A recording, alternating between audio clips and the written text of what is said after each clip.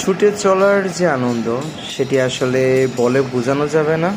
যারা ছুটে চলেছেন বা ছুটতে পছন্দ করেন একমাত্র সেই ভ্রমণ পিপাসু মানুষজনই জানেন যে ছুটে চলার কি নিদারুণ আনন্দ। তো আজকে আপনাদের সাথে আবারও পরিচয় করে দিব কোনো একটি অজানা রাস্তার, যে রাস্তা ধরে আমরা চলেছি ছুটেছি বহু বছর যাবৎ।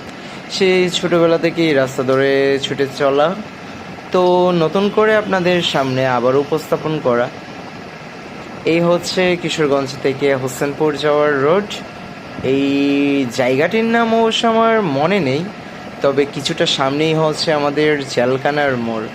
সো আপনারা যারা এই এরিয়াতে বসবাস করেন বা যারা এই রাস্তা ধরে এগিয়ে গিয়েছেন বা ছুটে চলেছেন কোনো এক সময়, তারাও বলতে পারবেন কি অপরূপ সৌন্দর্য ঘেরা চারপাশ, খোলামেলা গাছগাছালি দিয়ে ঘেরা।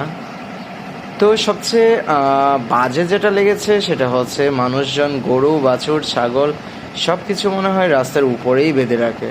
এটা একটা মানে কি বলবো, একটা মহাসড়ক বা সড়কের মাঝে যদি এরকম হয় তাহলে দুর্ঘটনা যে কোনো সময় ঘটতে পারে।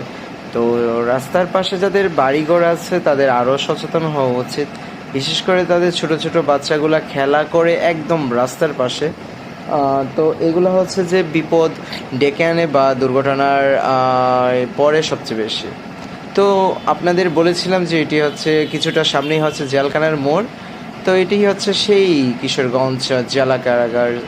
এখানে হাজারো মানুষ, হাজারো প্রেমিক, হাজারো ভণ্ড, হাজারো হত্যাকারী তারা আবদ্ধ আছেন কোনো এক কারণে, কোনো এক নেশায়, কোনো এক